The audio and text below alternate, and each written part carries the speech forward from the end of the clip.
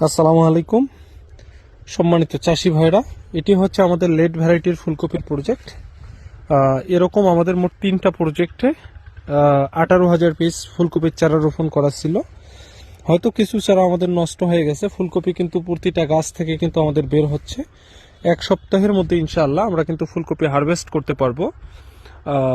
প্রতিটা গাছের যে কোয়ালিটি, গাছের যে তেজ, প্রতিটা গাছে 2.5 থেকে 3 কেজি করে ফুলকপি হবে। তবে বাজার যদি ভালো থাকে আমরা কিন্তু এত বড় ফুলকপি করব না। আমরা 1.5 থেকে 2 কেজির মধ্যে, অর্থাৎ 1.5 কেজির মধ্যে কিন্তু আমরা ফুলকপিগুলো কাটবো ইনশাল্লাহ। তাতে কিন্তু লাভবান হওয়া সম্ভব। মূলত আবাদ এমন একটা জিনিস, চাষাবাদ, শুধু এটা পারফেক্ট একটা যে টাইম আছে, এটা এই সময়ে যদি হয়।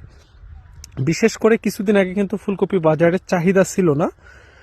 অনেকেই আছে ফুলকপি চাষ করে লস খাইছে, কিন্তু আমাদের লেটে ফুলকপি চাষ করছি, আমাদের তেমন কোনো প্যারা নাই বা তেমন কোনো কষ্ট নাই।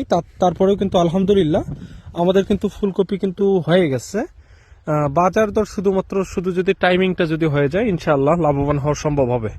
আপনারা দেখে শুনে বুঝে চাষাবাদ করবেন, তাহলে আপনারা সফলতা অর্জন করতে পারবেন। ধন্যবাদ।